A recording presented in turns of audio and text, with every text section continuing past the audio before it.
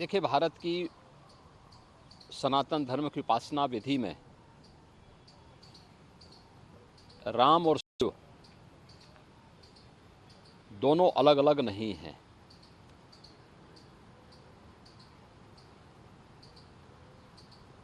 मर्यादा पुरुषोत्तम प्रभु श्री राम ने स्वयं शिव की उपासना की और रामचरितमानस में अगर आप जाएंगे तो इस बात को देखेंगे कि भगवान शिव ने भी राम की उपासना की। दोनों एक दूसरे के पूरक हैं। प्रभु राम कहते हैं, शिव द्रोही मम दास कहावा, सो नर मोहि सपनेहु नहीं पावा।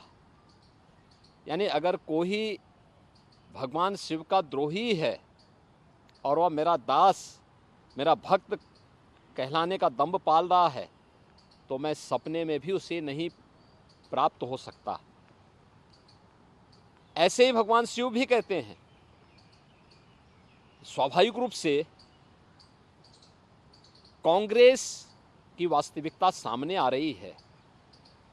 भारत की सनातन परंपरा को अपमानित करना, उसको लांछित करना, भारत की आस्था के साथ खिलवाड़ करना, ये कांग्रेस की प्रवृत्ति है। और कांग्रेस अध्यक्ष के द्वारा यही बात जो उनको कांग्रेसी संस्कार में प्राप्त हुआ है, वही बात वो अपने भाषणों में कर रहे हैं। भगवान शिव और भगवान राम को आपस में लड़ाने का कुत्सित प्रयास कर रहे हैं। उनका यह वक्तव्य अत्यंत ही निंदनीय है। दूसरा, हम इस बात को जरूर ध्यान में रखें, हमारे शास्त्र इस बात के प्रमाण हैं कि शिव का द्रोही हो या राम का द्रोही, उसका पराभव, उसका पतन अवश्य हुआ है। एक कांग्रेस की पतन की एक नई शुरुआत है और कांग्रेस इस प्रकार के स्तरहीन वक्तव्यों को देकर के हिंदू आस्था के साथ तो खिलवाड़ कर ही रही है, लेकिन अपने कृत्यों से कांग्रेस को इतिहास की वस्तु बनाने की ओर भी कांग्रेस का नेतृत्व उसे धकेल रहा है। और मुझे लगता है प्रभु राम और देवादिदेव महादेव शिव इनको सद्बुद्धि दे।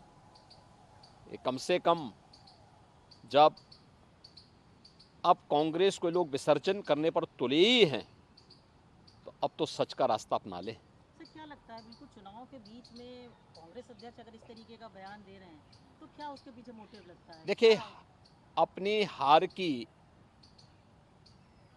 खिसियाहट को अब वह भारत की सनातन आस्था के साथ खिलवाड़ करके कर रहे हैं। यद्यपि कांग्रेस का इतिहास इस प्रकार के कृत्यों से भरा पड़ा है, लेकिन इस सब के बावजूद चुनाव के समय इस प्रकार के संवेदनशील मुद्दों को उठा करके कांग्रेस भारत की आस्था के साथ साथ बहुसंख्यक समाज को अपमानित करने का कुत्सित प्रयास कर रही है।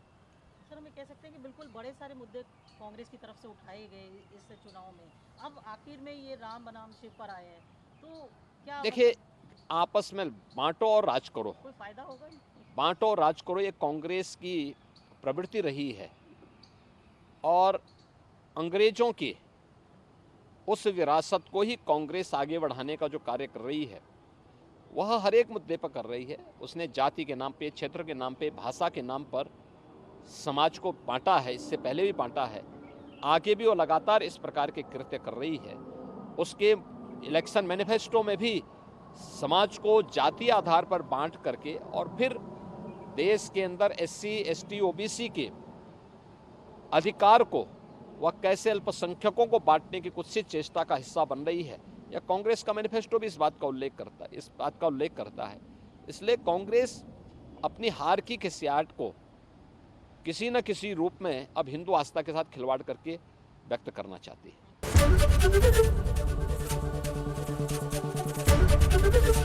ABP गंगा, खबर आपकी, जुबान आपकी।